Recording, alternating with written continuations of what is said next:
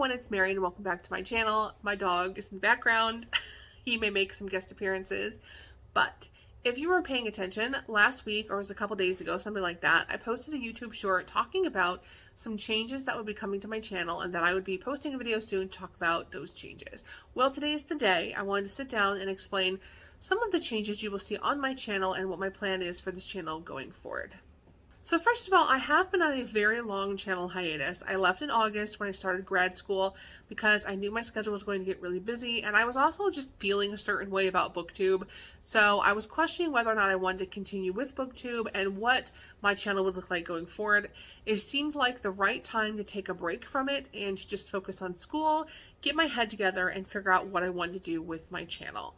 So before I jump into the changes of my channel, let's talk about some of the things that I was doing before and kind of the history of how we got here, right? So I've had this channel for years, over a decade to be honest, and I started it way back in the day when people just had to have a subscription to YouTube to watch videos.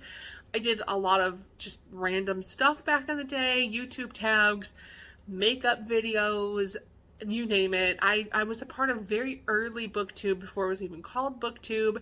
And then I took like a several-year break. I came back and started what I thought would be a weight loss channel, which turned into Mary getting diagnosed with ovarian cancer channel, vlogging through my cancer experience, took another long break, and then came back to BookTube. Well, this channel has been a million things, and I have a whole treasure trove of like hundreds of videos saved to my channel that are just privated so that no one can see, and it's kind of fun to look back and see all the things this channel has been. So it should come as no surprise that I'm switching gears yet again, because I feel like it's kind of the natural, I don't want to say way of doing things, but as you grow and change as a person, it makes sense that your interests will also change. Back when I first joined YouTube, nobody really knew what YouTube was going to be, and now it has really become an area where people really niche down, talk about things they love. People have multiple channels that talk about different things.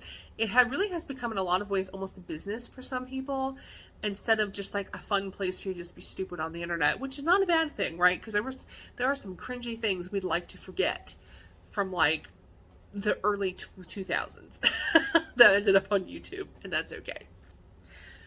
So why am I changing my channel again?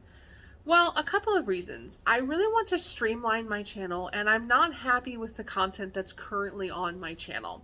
So the most recent version of this channel has been BookTube, and I was so excited to jump into BookTube because books have always been my one true love, and they still are. I find so much joy and happiness in writing and reading books. Just the world of storytelling I love it. It brings me joy. And I wanted to get on and talk about all of the, there's my dog. Hi, baby. What are you doing? Do you want to go see Grandpa?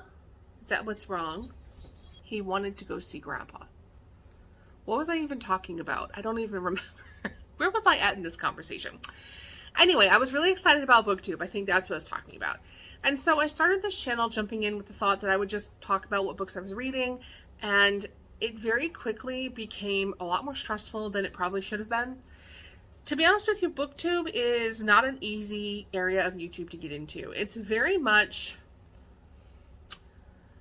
how do I say this? The same people pretty much get all the views on BookTube.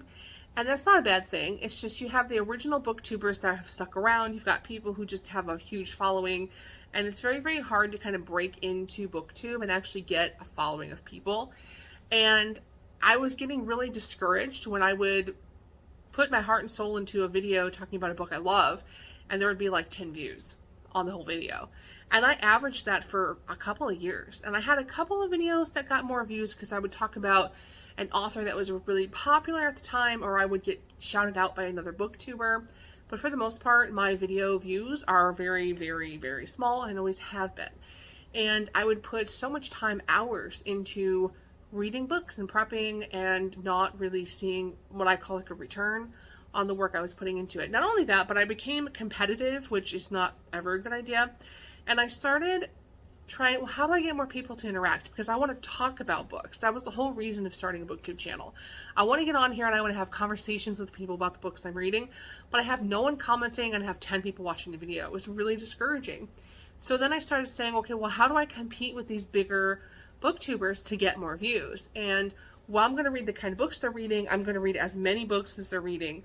And so what I found myself doing was, number one, reading books so fast that I wasn't really taking in what I was reading. I was reading to hit a number. I wasn't reading to enjoy reading. It became a job to read, to the point where I actually got burnt out on reading. And after I took my hiatus in August, I didn't pick up a book for 3 months. I didn't pick up any book for 3 months. I just didn't touch them. I didn't want to read. I was burnt out on reading. I've never been burnt out on reading. I've loved reading since the age of 5 when I found out how to read a little bit. The sun is up, right? Anyway, and then part 2 of that is I started reading content that I really wasn't all that into, and I realized that not everybody on here is a Christian and follows a religion like I do, but I began reading books that just were not appropriate to what I believe in, because I was trying to compete with people who were reading the trends of the day. And the trends of the day in the romance world are things that are not what I would typically pick up. And I began to not only read books to hit a number, but read books to fit in with what other people were reading. And I wasn't authentic to what I was reading. And I think that's also why I didn't have a lot of views, because people could see that I was going through the motions, but there was no love for what I was reading involved in it. So anyways, it really burnt me out, to be honest with you. And I was like, why am I even doing this? It's not worth it if I'm not being true to myself and I'm not proud of the content that I'm putting out there. And so I just decided to step back. And I wanted to get into AuthorTube, but same thing with that situation. AuthorTube is also very difficult to get into. I became very frustrated by some of the infighting that goes on with AuthorTube. There's a lot of people that just fight with each other for no reason, a lot of finger pointing, and then it also is a lot of an us versus them mentality. I've noticed that there's the us versus them in that self-published authors versus those who want to be traditionally published. And at the end of the day, with the publishing industry and in the situation that it is right now, it's really not an us versus them. It's, you want to get your book out there in whatever way you can get it out there. And if that means going through a publishing company, fabulous. And if that means self-publishing, that's also fabulous, as long as you're putting out quality work, right? So I don't think that in 2023, it should be us versus them, but some of that still very much exists in the AuthorTube world. So I just became frustrated. I'm like, I love books, I love writing, but this is not what I'm about, and this is not what I want to do. So I took a 6-month hiatus. So now I'm back. And you're like, what are you going to do on your channel now? Honestly, I don't really think I want to change everything about my channel. I still love writing. And so I still want my focus to be on the world of storytelling, right? But my goal going forward is to not compete with anybody. I'm just going to talk about the things that I like. But what I want my channel to be is I want it to be helpful to other people. So I want to start doing, I don't want to say maybe educational videos, because that's not really what I'm wanting to do, but I want to do videos that people can find useful. So like if we're talking about querying, do a video on how to query. Or if we're talking about self-publishing, talk about a topic on how to self-publish. Maybe you just like writing blogs and nonfiction. That's okay. What are the best blogging websites out there today? And maybe you want to be a content writer. How do you become a content writer? I've done it before. I did freelance writing for like 10 years and I made a decent money at it before I had the career I have now. I used to freelance write and I made several thousand a year. Let's put it that way. This was back before internet, all the internet sites existed. There was no Upwork back then. This was just freelance writing in general. If we're going to talk about books, do book reviews on books that I actually like. I also would love to talk about things like productivity. How do you organize your time? How do you plan for the week to get things done? How do you make time to write? How do you get inspired to write? How do you deal with writer's block?